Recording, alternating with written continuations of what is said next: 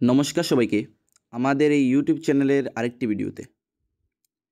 গতকালকে টিআরবিটি অর্থাৎ শিক্ষা ভবনের সামনে আমাদের টেট 1 এবং টেট 2 পরীক্ষায় উত্তীর্ণ প্রার্থীরা নিজের প্রাপ্য অর্থাৎ টেট পাসের সার্টিফিকেট পাওয়ার জন্য জড়ো হয়েছিল।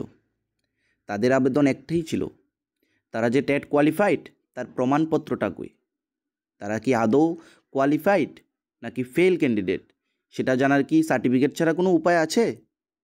তাহলে রেজাল্ট দেওয়ার এতদিন পর অর্থাৎ 93 ডেজ পরেও কেন তাদের সার্টিফিকেট প্রদান করা হচ্ছে না?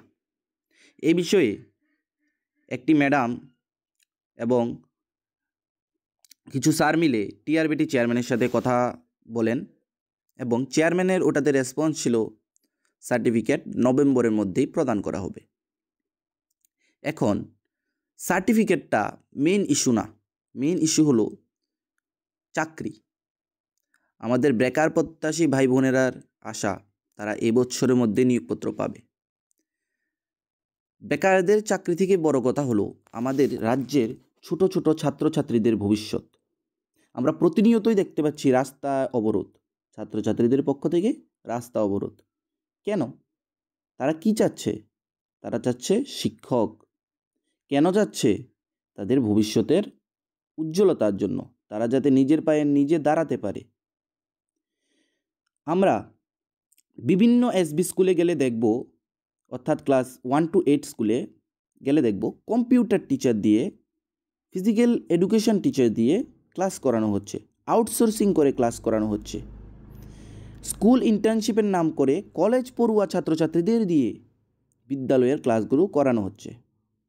অর্থাৎ যে শিক্ষক একটি বিষয়ে প্রফেশনাল, সেই বিষয় সম্পর্কে জ্ঞান অর্জন করে তারপর ছাত্রছাত্রীদের শিক্ষা দেওয়ায়, একজন শিক্ষক বললেই হয় না, প্রথমে তার এডুকেশন কমপ্লিট করতে হয়, কলেজ কমপ্লিট করতে হয়, তারপর বিএড কোর্স ধারণ করতে হয়।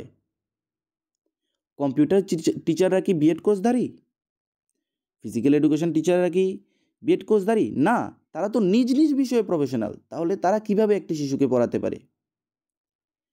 এটা তো হাতুড়ি ডাক্তারের মতো কাজ হচ্ছে। অর্থাৎ একটি বিষয়ে শিক্ষক দিয়ে আরেক বিষয়ের ক্লাস করানো, একটি বিষয়ে যে প্রফেশনাল তাকে ওই বিষয়ের জায়গায় আরেকটি বিষয় হাতে তুলে দেওয়া। তাহলে কি এটা ছাত্রছাত্রীদের ভবিষ্যৎ নিয়ে খেলা করা হচ্ছে না? আমরা প্রতিটি প্রাথমিক বিদ্যালয়ে গেলেই দেখব, প্রাথমিক বিদ্যালয়ে ছাত্রছাত্রীর সংখ্যা 200 হলে শিক্ষক আছে 3 জন। একজনকে তো অফিসিয়াল কাজে করতে হয়, আর দুজন মিলে 200 জন ছাত্রছাত্রীর ক্লাস করাতে পারে? প্রতিটি ক্লাস 1 to 8 স্কুলে গেলে দেখব 3 থেকে 4 জন শিক্ষক 300 থেকে 400 স্টুডেন্টের জন্য। স্টুডেন্টরা তাই তো আজকে রাস্তায় নামছে শুধুমাত্র শিক্ষকের পাওনাটা মেটানোর জন্য। তাদের দাবি কি? শুধু শিক্ষক। তারা কি চাচ্ছে? তারা তাদের উজ্জ্বল ভবিষ্যৎ চাচ্ছে, যাতে তারা প্রপার শিক্ষা লাভ করে ভবিষ্যৎ জীবনে কিছু একটা করে দাঁড়াতে পারে। তাদের আশা কি? তাদের আশা তারা ক্লাস 1 to 8 অবধি ভালো ফলাফল করে 9-10-এও ভালো ফল করবে।